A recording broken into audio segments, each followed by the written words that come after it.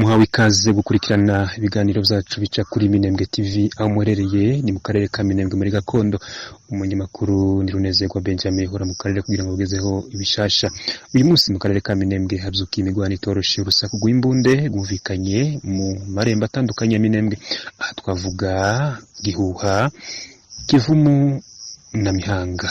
Kumwihariko humvikanye kandi urusaku rw'imbunde habaye n'intambara ikomeye cyane mu karere ka Mikenke aho inyeshamba za Mayimayi zaje gusenya inkambi ya Mikenke yarituyemwo abaturage b'abanyamurenge ndetse n'andi moko atandukanye.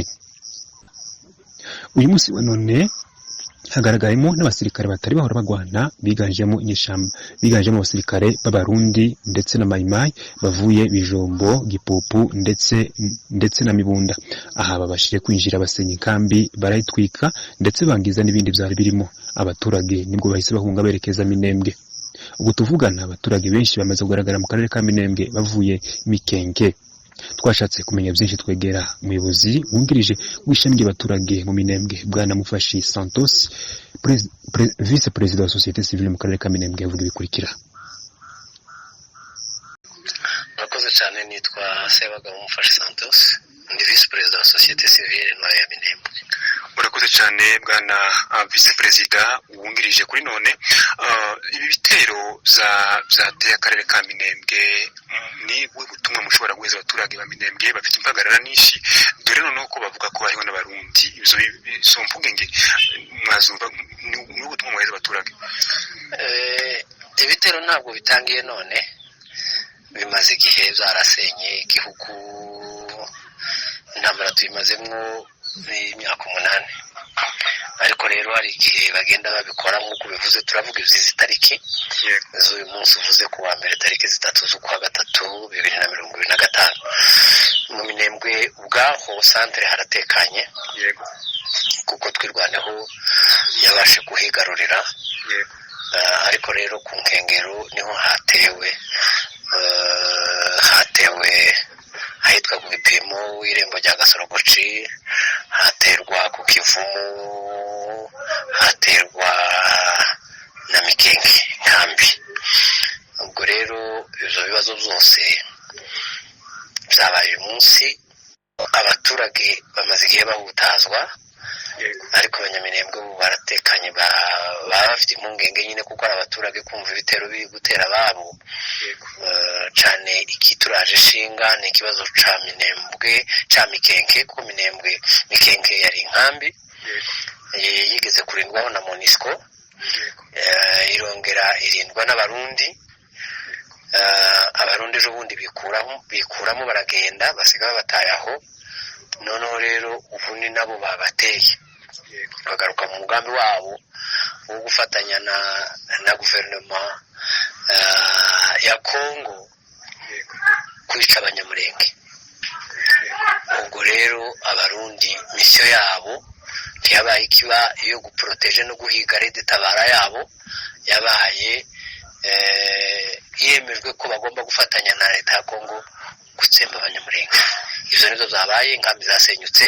Ubundi acariko nirukanga ngo menye aho abantu bahurukira mu Karingi, ariko amakuru mfite nuko hapfuye nk'umusaza umwe witwa Kazana, kandi inkambi yatwiswe n'abasirikare b'abarundi bafatanyije.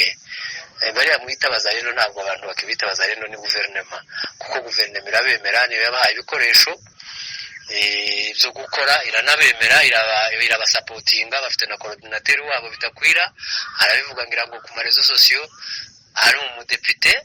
Nta kintu dushobora gutinya kuvuga, ariko dufite Imana, n'abaturage icyo tubabwira ni uguhumurika.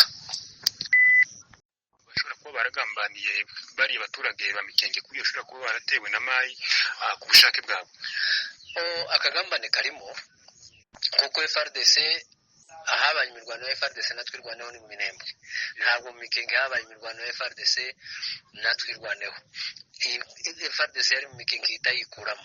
Igitangaje n'abarundi bahita bikuramo baragenda basiga abaturage gutyo. Ubwo rero twirwaneho bimaze kubona ko bahavuye ivyayo. Ubwo niko kongera kugarukaga kubatera abamayimayi, noneho bafatikanije n'abarundi bari bazi ko aribo bacunze inkambi ubu nibo bayitwitse. Icyo nicyo kidutangaza, nicyo mwatubariza ubukiriro bwacu, ariko turizera ko ibintu byose nta kigihishwa biba bimenyekanye. Ni amakuru avuga ko hari abarundi bazamutse bava za Uvira amabatayo nk'abiri, ayo yose icyari cyayakuye hariya nicyo tutazi, kandi bahava na FARDC yahavuye. Kandi muzi ko abanyamurenge buri gihe cyose nubwo leta yabishe ikoresheje mayimayi, ariko umwanzi w'abanyamurenge wa mbere ni mayimayi. Iriya leta yashize kwibera ibahindura abazarendo, ni bakibukira witwa Kibukira Tresor n'abandi abo nibo bayoboye ibyo bitero, ariko bishingikirije. Ahubwo icyo twamenye ni uko leta yabasigiye ibikoresho yari ifite, noneho mukomeza umurimo wo kuzotsemba abantu n'ibyo bari barimo. Guhumurika kuko iyi ntambara tuyimaze mu gihe, ariko igeze ku mwanya wo gutsindwa.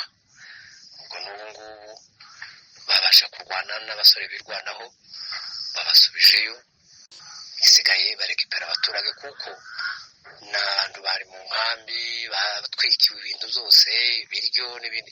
Ahubwo nyine ntacyo twabwira amahanga kuri none ngo badutabare, kuko nta bundi bigeze kudutabara. Ariko rero abafite amajwi naho boyageza bobivuga. Ntibyahekeye aho mu karere ka Bibogobogo katewe na uyu munsi na mayimayi yitwa Toronto n'abambari babo, ariko hariho ahantu Imana igifite abantu b'umutima mwiza batabawe na Colonel Ntagawa, n'umusirikare wa leta, kuko abo baturage ba Bibogobogo wenda n'ibyo bivugwa ntibigeze batunga na twirwaneho. Leta yabashe gufasha abaturage, n'ubu imihana yahiye. Amakuru atugeraho maze kuvugana n'umuntu uriyo, ubwo ejo niho tuzongera tumenye uko baramutse, niba abaturage barokotse babashe kubarindira hamwe, kuko mayi zaturutse impande zose. Bwana Perezida, kariya karere ka Mikenke kari karimo FARDC, kari karimo abarundi. Mu kugenda kwabo bahava, dore ko hari habaga FARDC habaga n'abarundi, dore ko bahuye n'ibibazo byinshi bitandukanye, dore nizo zikubitiyeho by'iyo nkambi isenyutse. Abari abantu dore noneho ko batwikiwe. Ariko kandi ikindi kibazo abaturage bibaza, Bwana Perezida, iyi gahunda yo gutwika yongeye kandi kuba, bavuze ko batwitse Mikenke, batwitse na Bibogobogo. Ibi ntibyari biheruka. Ibintu n'iki mushobora kubivugaho?